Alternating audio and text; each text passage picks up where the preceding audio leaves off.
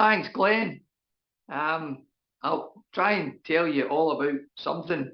Not entirely sure what, but I'll think of something.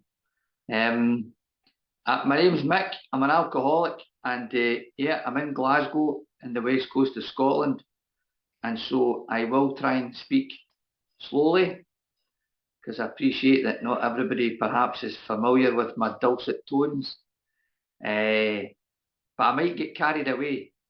That might happen.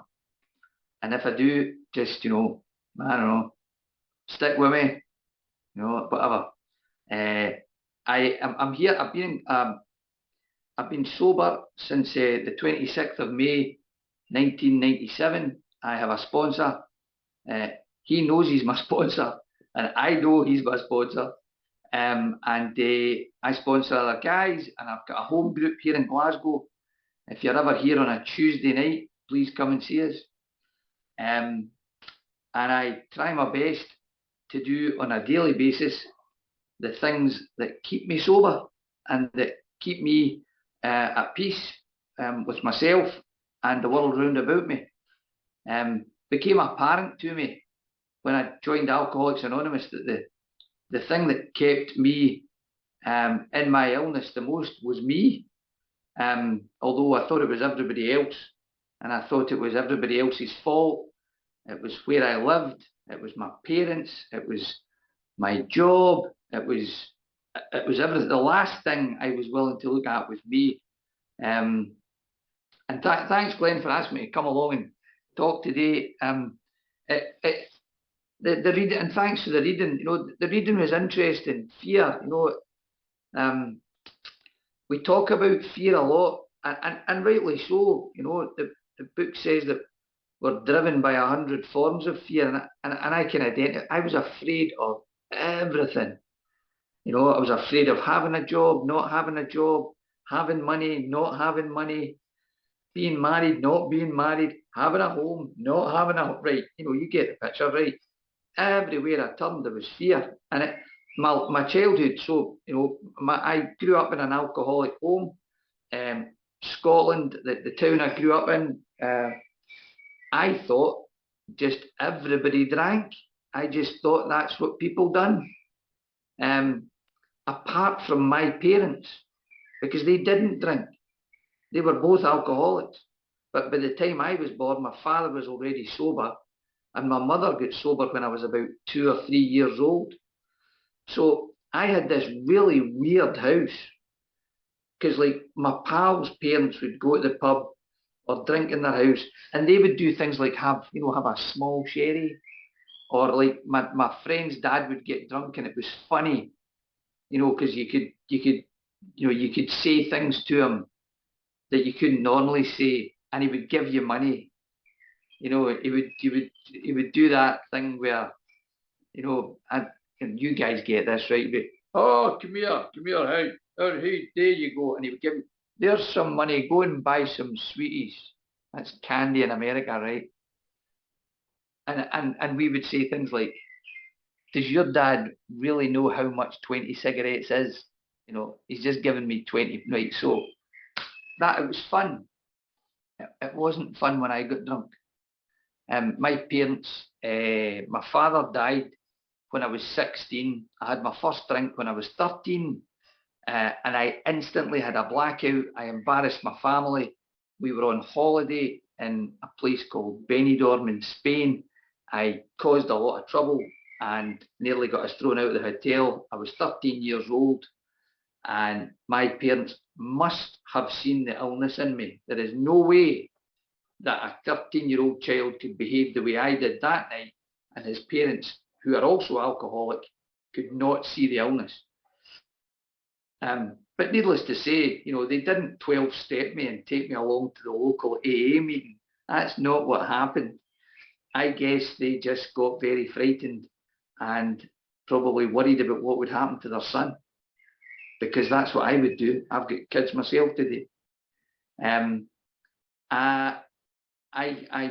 father died when I was 16, and when that happened, my mother got drunk, and so did I. And she drank in the house, and I drank in the bars, and we would never meet. it was just, and when we did meet, it was, you know, all hell broke loose. And it was pretty tough. You know, it was, when I look back, it was just an insane cycle of repeat behaviours from both of us, both my mother and I. We were alcoholic, and you know, it's never going to end any other way. She died when I was 20, so that I've got no brothers or sisters, so that was it, just me. So I just get drunk. And the reason I'm saying this is, you know, I don't talk too much about my drinking. Hey, listen, when I drink, I can't stop, and when I stop, I can't stay stopped. And I have nothing. When I'm not drinking, all I think about is when I'm going to get drunk again. I have no consideration for other people, for my welfare, or anybody else's welfare, regardless of who you are. And the only people I am interested in are people who can do something for me. I'm not interested if you have nothing to offer me. And what you might have to offer me is, for example, you might have money, so I could borrow money from you. You might have access to get me drunk. You might get me a job. You might just be somebody I think's cool and I want to hang out with, and so it's good for my ego. I might be attracted to you, so I might want to take you out for dinner. Probably not. Probably just want to get drunk with you. But there's always something in it for me, and it might not necessarily be today. I might be stacking up. It might be something that I want from you in the future. But if I meet someone in that frame of mind and I think this person can help me, then I'll drink with you. Absolutely. And I will agree with your politics. I will laugh at your jokes. I'll tell you that you're clever. I'll like all that stuff. I will be whoever you want me to be because you've got something for me. But I don't know that when I'm performing. I just think that's what people do. And I'm a kind of friendly guy, you know, normally. Right? You know, I'm pretty chatty and all that stuff, and I like company and I like mixing with other people. So I was quite good at that, and I could manipulate a lot of people. However, the downside to that is, I don't know if you guys get this expression, but I'll try it anyway. I've got the kind of mouth that gets your nose broken. Does that make sense? Right. So I get a bit, you know, I get a bit lippy, and it doesn't end well. And I don't know when I'm drinking. I don't know any of this is alcoholism. I have no idea. All I know is that when I'm not drunk, I am planning on getting drunk. And when I've got money in my pocket, and I've told everybody, so I've told Glenn one thing, Phil something else, I've told Lemon another story, I've told Bill in Atlanta something else. Everybody's got a different story, so that you're all out of my way, and I can get drunk. And see, if it doesn't work, I'm going to get drunk anyway, because that's just what happens. Because when I'm drunk, I have no sense of consequence or responsibility, and I feel numb. That fear that we started talking about, it disappears. I'm 5'6", right? I know that on Zoom it can be a bit, you know, but I'm 5'6". But when I'm drunk, I'm 6'4", and I'm tougher than Bruce Lee. And any subject you want to talk about, bring it on. Sport, politics, religion, money, you name it. Careers, what do you want to know? You're a doctor. Well, you look more like a lawyer to me. I think you should take a career change. Anything you want to talk about, I'm your man. I'd become this complete phony, this complete fake. And all I'm trying to do is get you to like me. I just want to be, I want there's one or two things I want from everybody when I'm in that frame of mind. I either want your approval, or I want to control you. Preferably, I'll have both. If you approve of me and I can control you, we've landed. But if I don't have one of those, I'm uncomfortable with other people, because I think you don't like me, and that makes me afraid. And I've no idea why. I understand today it's because I'm a people pleaser and I have very low self-esteem. And I understand today that it comes along as part and parcel of the nature of my illness. But as a result of that, it took me to places I should never have been. And it took me into the company of people that I shouldn't be anywhere near. And all it did was the fear that I began with got bigger and bigger and bigger every time until I'm a crumbling wreck. I eventually, when I was 26 years old, I didn't decide anything. I ended up in Alcoholics Anonymous, and I got here as a result of, I suppose, the influence of my mother had been in the fellowship. She died sober, by the way. She was 13 years sober, and then she drank, and then she was about 2 years sober when she died of a heart attack. And so I knew about Alcoholics Anonymous. Now, the town that I got sober in, Oban, right, which is my name. So Oban's really small. There's a population of 8,000 people. So everybody knows everybody else. They don't need Facebook. They don't, you tell somebody one thing and the whole town knows, right? And what they don't know, they make up, right? So it's one of them. And everybody knows your story, even before you do. People say things like, oh, no, you're doing what? You're going to move to Glasgow? No, you're not. Yes, I am. Right? It's kind of like that. So when I went to Alcoholics Anonymous, I knew everyone at my first meeting. Everybody we're all sat around a table. There was 13 of us. And it was a bit like the Last Supper. There was 13 of us, and one was a big liar, and I think that might be me. And I thought, man, and some of these people, some of them I owed money to, some of them I drank with, some I thought were dead, some of them I just thought, wow, this is where they are. And I didn't want any of this stuff, man. Are you joking? God and steps and amends and whoa, no. I just drink a bit too much and I cause some trouble when I'm drunk. I was turning into a maniac, but that didn't matter. So I sat and I hear people, I hear people talking about. So I live in Glasgow now, and it's a lot bigger. It's a city, and I 12-stepped a guy one time, and he said, oh, I can't go to meetings in that area. Somebody might know me, and I'm like, wow. I wish I had that luxury. Walking into my first meeting was like walking into my sitting room when I was a child, because my mother used to have meetings in the house. There was only 2 meetings a week in the town, and the rest of the time they were in my living room. And I would get up in the morning to go to school, and they would still be there. They would smoke 20 cigarettes an hour, and they would drink gallons of coffee, and they were always quite happy. They were always laughing and joking, and it was quite good, but it didn't stay like that. So now I'm one of these. Now I am consigned to a life of 20 cigarettes an hour, 3 gallons of coffee a day, and hanging out with you lot. Oh, jeez, God. I'm 26, and there are people saying things like, look for the identification, son. I don't remember the Beatles being in the charts. Do you know what I mean? I'm too young. So they had all these usual things like, are you too young to die? That really happy stuff. But they were right, and there was a lot of wisdom that was directed at me. And the people who were there gave me everything they had, and meant it. They wanted me to get better. They wanted me to get sober.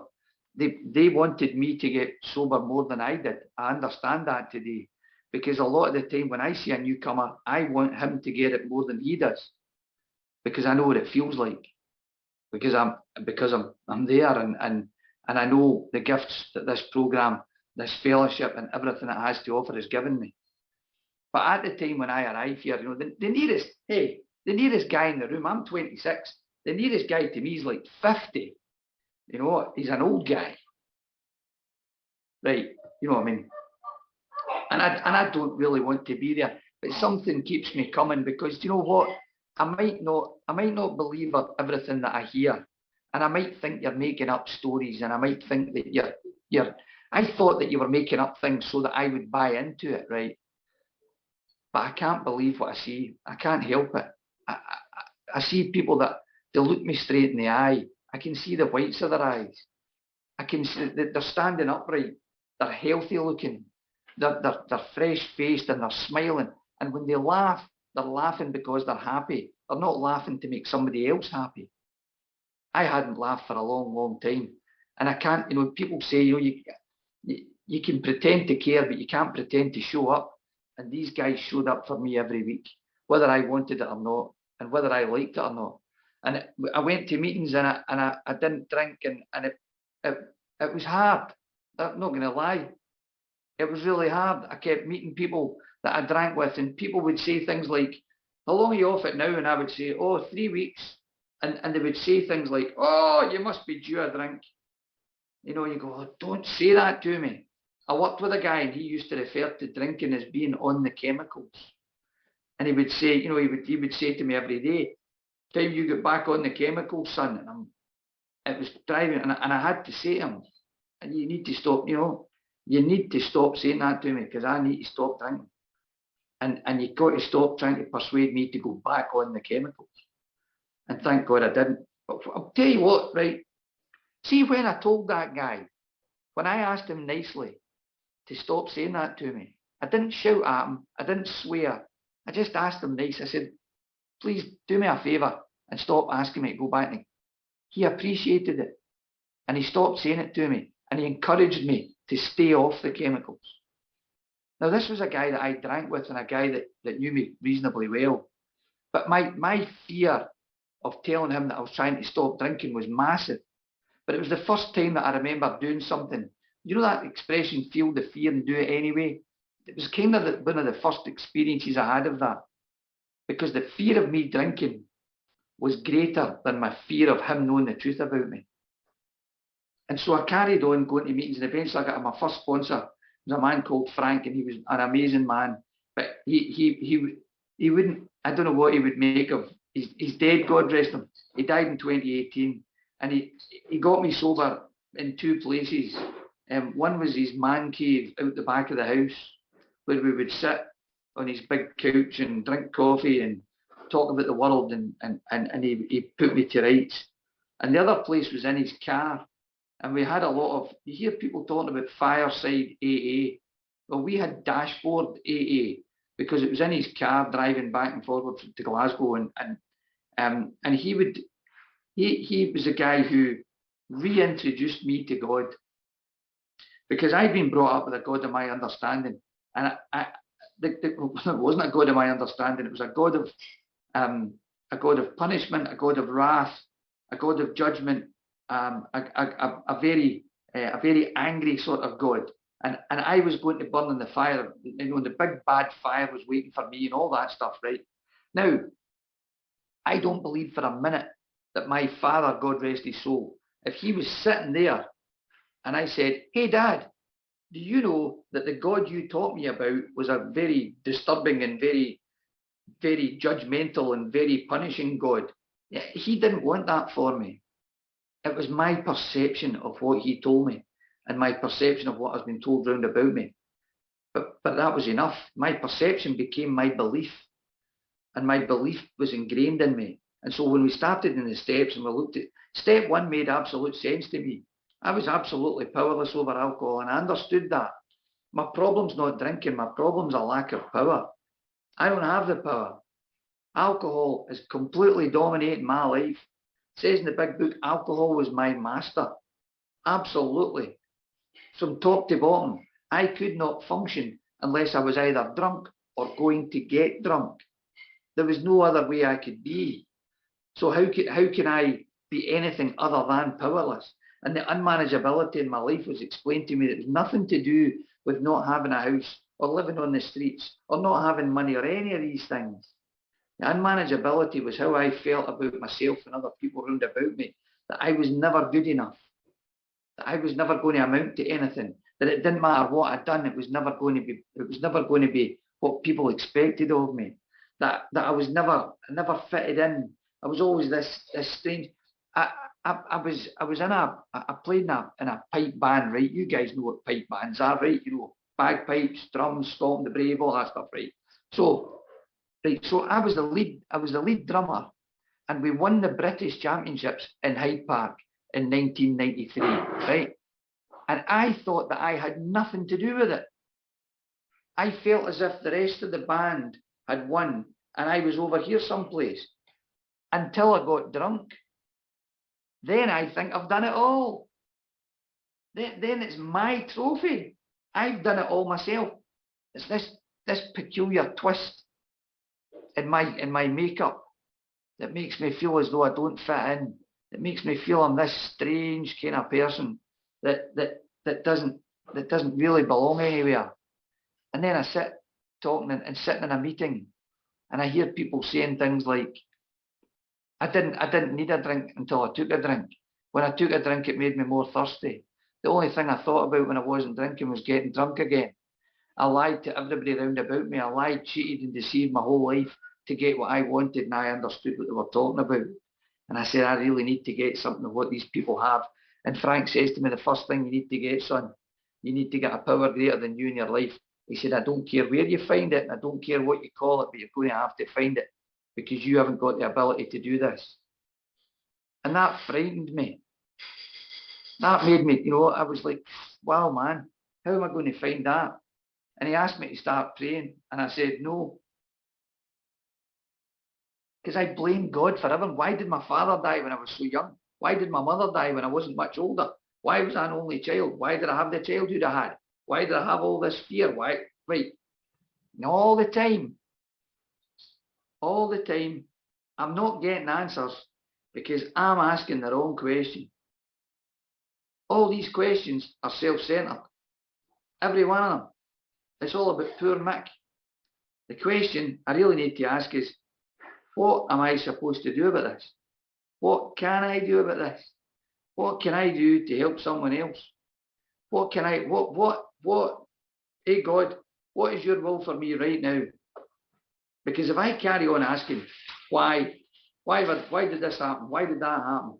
Why didn't I get loads of money? Why didn't I get a fancy lifestyle? Right? That's just going to make it worse. That's just going to make that resentment in my head bigger and bigger. And it's just going to dig into it. And I'm never going to find the answer. I'm looking for an answer that doesn't exist. And when I started to discover when I started to pray, it wasn't very nice. It was kind of like, God, I offer myself to thee. It was pretty disrespectful, right? But it was the best I could do. And you know what I believe today? I believe today that God was listening to me, and he was sitting right beside me, and he had a laugh at me, and he said, oh, Mick, it's nice to hear from you. Maybe in time you can talk a bit better, but hey, if that's all you've got, let's go with it. Because he's still here today and he's never deserted me. And the power of prayer has become massive. I'm not the type of guy, how do I put this? Prayer to me has become conversational. And God is a consciousness within me that I have no power over. Because if I have a power over that consciousness, then that makes me God. And that ain't going to work. I tried it. It's quite, have a go if you like. Go out tomorrow and I'm going to be God today. That didn't end well in my case. And I know I meet some people. Do you ever meet people you think, wow, he's really got it bad, But I can't give them. I would love to be able to give people peace and to give them serenity and gratitude and things like that. But I had to find it for myself. And I think most of us do. We all have. I think we all have to do in a way that only we can, because it's just the way it is. I have to grow from the inside out. I can't grow from the outside in. I can fancy houses, fancy cars, fancy jobs, fancy holidays, wah-de-da-de-da. Yeah, that's nice things. Nothing wrong with nice things. Totally not. But they're not what my life's dependent upon. My life's dependent upon a power greater than me. Every time. So Frank kind of dragged me kicking and screaming through these steps the best that he could. We got to step 2, and I argued about insanity. And when I said to him, I said, I'm not insane because oh man. I said, I'm not insane because I've never been in a straitjacket. To which Frank reminded me they stopped using straitjackets in this part of the world many, many years ago. So he said, yeah, he said, you watched too many movies, son. And I probably had, right? Watched One Flew Over the Cuckoo's Nest too often. God bless him. He said, right, okay. He said, so when you go out for a drink, you go out for a drink and you think you're going to just have 1 or 2 drinks and that never happens. But not only that, you go out and you say that you're going to be back the same day you went out, that you're not going to borrow money, you're not going to hang around with the bad guys, you're not going to drink in that same pub again, you're not going to go to that apartment where they've always got drink and whatever else, but you always do. He said, so it doesn't matter what happens, it doesn't matter what you plan, that always turns out the same way, and you think you're going to get a different result. And you think you're going to hang around with certain people and you're going to stay sober, or you're not going to get involved in what they're doing. Never happened. I said, do you believe that God wants you doing these things? I said, well, no, not if he wants me, not if he wants me to live in peace. Right, so that'd be God's will then, eh? I said, how do I know what God's will is? How am I supposed to be that clever? He said, it's not about being clever. He said, God's will is the next right thing. I said, well, I don't know what that is. He said, well, you know what the next wrong thing is, don't you? I said, yeah. He said, okay. And he was the one that said to me, if God's sitting beside you and you've got a dilemma, and you want to go and get drunk, and you now know that you can no longer drink in safety, and it's brought nothing but trouble and pain to you and everybody around about you. And you say to God, hey God, I'm thinking about going for a drink. What do you think God would say? Would he say, hey Mick, there's some money. Hey Mick, let me give you a lift to the bar. Hey Mick, why don't I come with? No. He would say, I've got a better idea, Mick. Why don't you ask somebody else if they need some help? Why don't you phone your sponsor? Why don't you go to a meeting? Why don't you go to your work? Why don't you do what you're supposed to do? And it really got as simple as that. It really got, and hey, it still does today. The program, Alcoholics Anonymous, from what I can see, has never changed.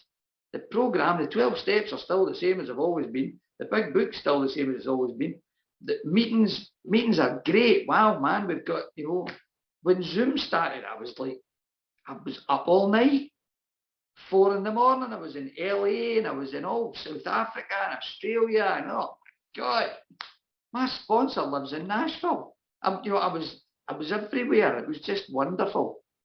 And I get to meet all these fantastic people and connect with them. I'll tell you this quick story. I was hosting a meeting, right? And the meeting was in New York. And this guy comes into the meeting. And this other guy comes in, right? Just as we do on these squares.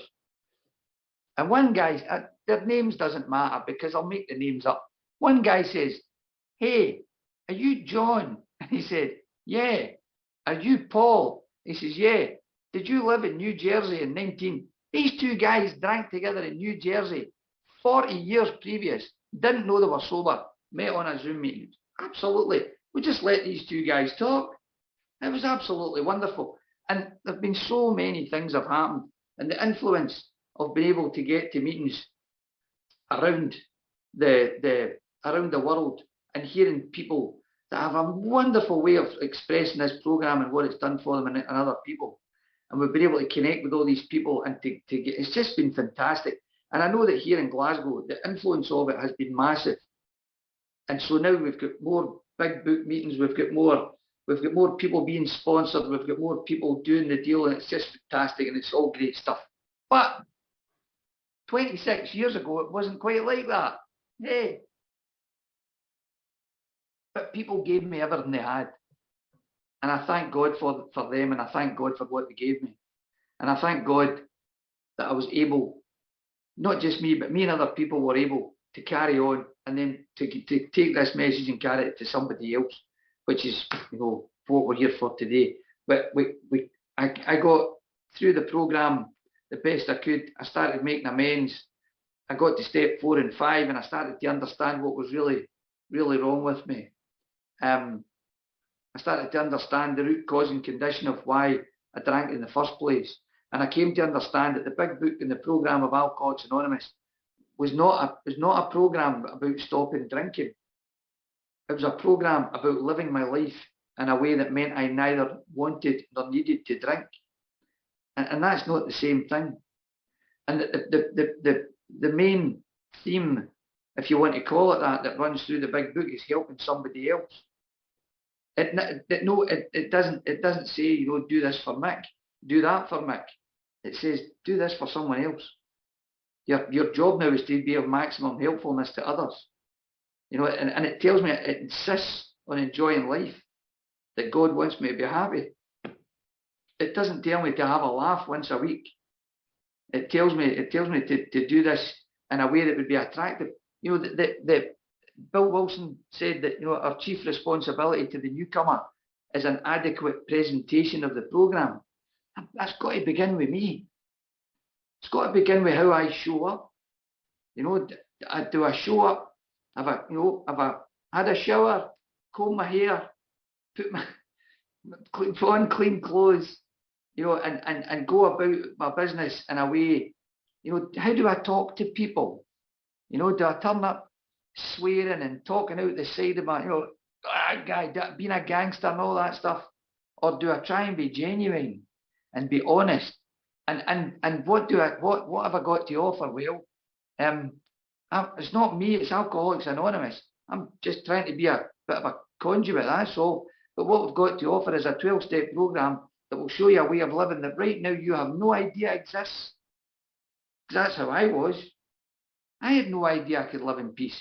I had no idea that I could move down to live in Glasgow and make decisions and choices in life and help somebody else that would give me a life I didn't know that I was capable of. That I didn't need to smile and to be nice to people that I didn't really like. It didn't mean that I was nasty to them. I just learned to get a bit of a backbone and keep away from them. And you know, like in Alcoholics Anonymous, if you love everybody in AA, you're not going to enough meetings, right? So it's impossible for us all to be absolutely perfectly connected. We all have a common solution, just some of us maybe go about it in different ways. And there'll be people here in Glasgow and wherever they might be that maybe hear me talking and they think, don't really like that guy. That's cool, as long as they like somebody else. Because it's you know, it's a fellowship, there's unity. We need to stick together. And I'm not here for a fight. I'm not here to argue. I'm not here to debate. I'm not here to judge and criticise. Because I've done enough. I've done enough of that stuff. So if somebody's doing this different to me, fair enough. But if you want me to help you, I only know the way I know.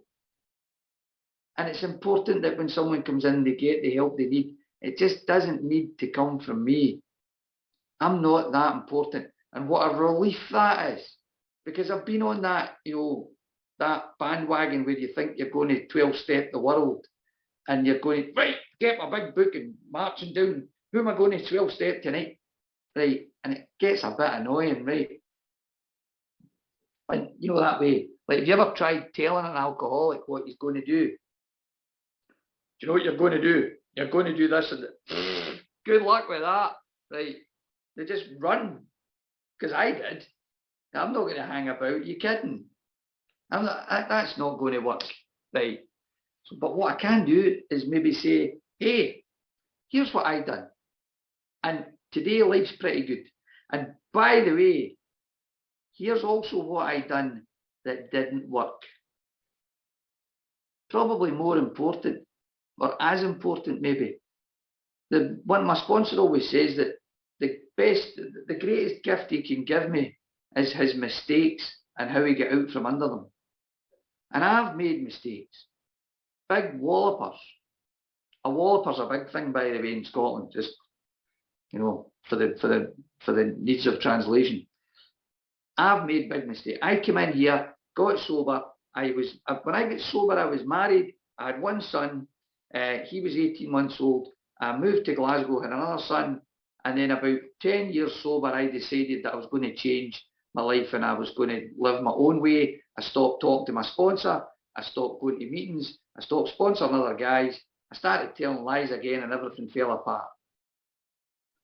Simple reason that I stopped doing the things I was taught. I didn't drink, but by God was I in pain. See that fear that I talked about? The fear that I talked about in the beginning? It was back. Oh, and by the way, it had brought all its friends. And they were just as bad as it. And I had every fear known to man. I couldn't sleep, I couldn't eat, I was just a mess. But I wouldn't drink because my pride wouldn't let me. And maybe God was looking out for me as well. But I didn't drink and I had this terrible life where I just lived in abject misery for about 5 or 6 years. And I don't recommend it. And absolutely, you'll never convince me otherwise. The reason why I ended up there was because I stopped doing all the things that keep me sober. So what keeps me sober today? What keeps me sober on whatever date this is in June in 2023? Well, I get up in the morning and I hand my will and my life over to God. And I ask God to direct me what I'm supposed to do that day, to give me the courage and the strength and the ability to do what I'm supposed to do, not what I want to do. Because I might want to do things that are, I might want to be lazy. I might want to be greedy.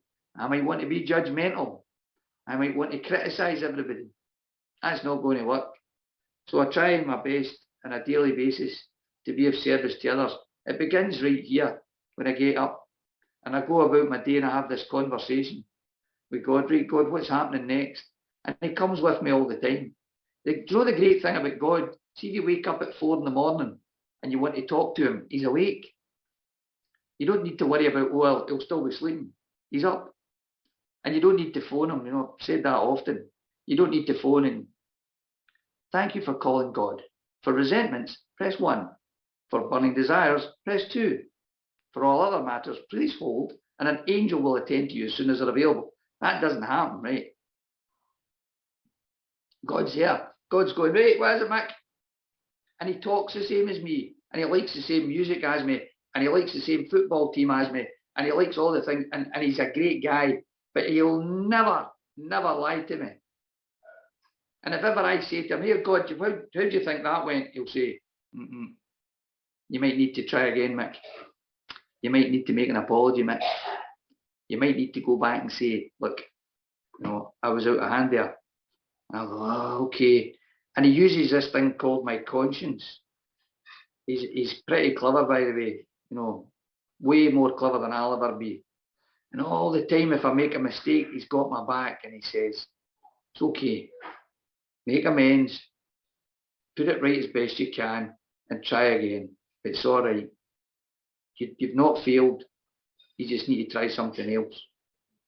I sponsor other guys. I do my best to carry some kind of message to them. If I'm asked to share at a meeting, I'll try and carry a message the best I can. I ask God to direct my thinking. I try and this thing about. So I met a guy just recently. He's so angry. He's just so angry. 10 years sober. And, geez, man, it's like he talks to you like he's just been bitten by a scorpion. It's like, it's just awful. He just shouts at you. And I pray for him, because it'd be so easy just to go away and to be judgmental and so on. And I try to understand other people. Try to understand where they're at rather than where I think they should be. Because it's not up to me where somebody's at. I learned to let go of a lot of things. I learned to let go of other people and their actions. I can't control what you do or say, and I need to stop trying to control that. everywhere in my life. I've got 2 kids, 2 boys that are grown up. One's 27, one's 22. I've got a wonderful relationship with them. I've got a relationship with somebody else now. She's also in the fellowship. I do my best there as well. And sometimes I fall down. Not always Mr. AA, not always Mr. Compassionate, not always Mr. Happy, Joyous and Free, because that's life. Sometimes life's coming at you instead of from you. And I've recognised today that sometimes you've just got to sit back and say, hold on, God, why am I like this? There's only 1 or 2 things. I'm either doing something I shouldn't be, or I'm not doing something I should be. It's really quite simple, and I ask for the courage and strength to carry on and do what God wants me to do. I have to letting go of other people and their behaviours and outcomes, you know. Like I said earlier on, a lot of the time I don't get the answers that I'm looking for because I'm asking the wrong question.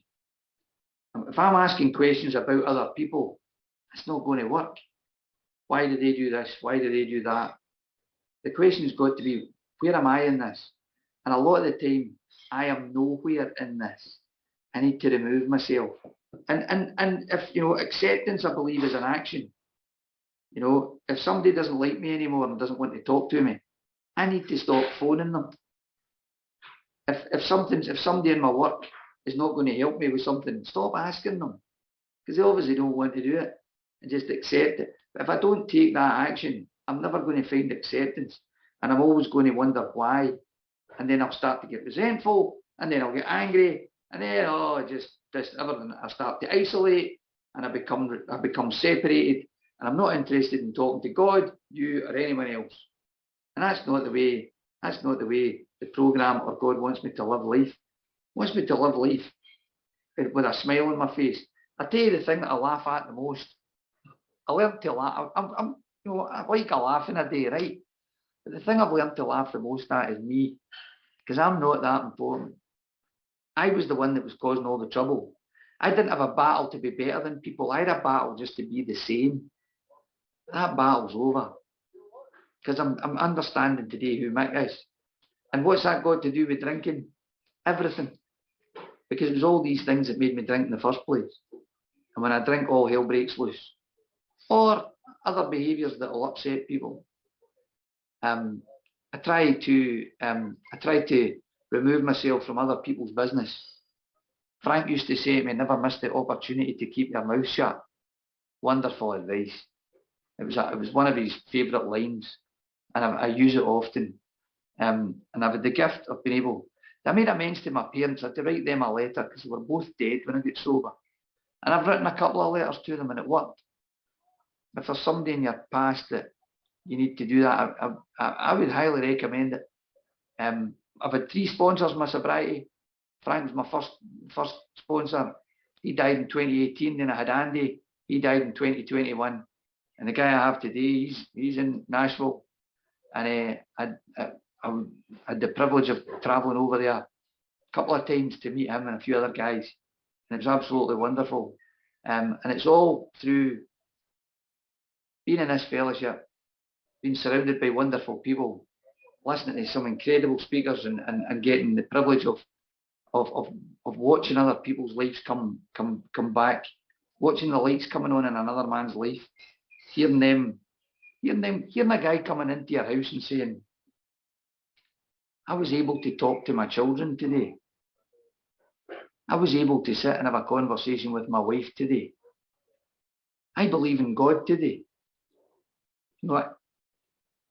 I get the gift of being the guy to tell that to, and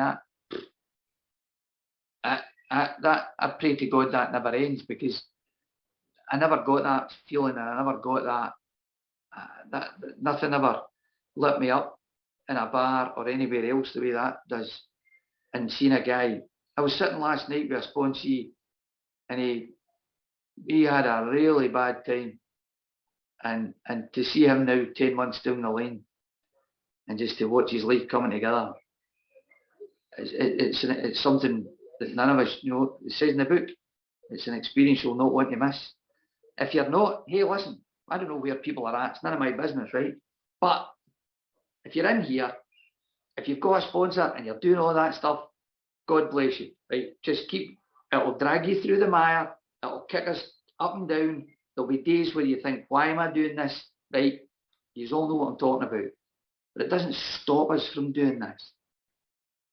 It doesn't stop me from wanting to do it again when the time's right and in God's time. And if you're not, please don't be afraid of it. Please don't be frightened.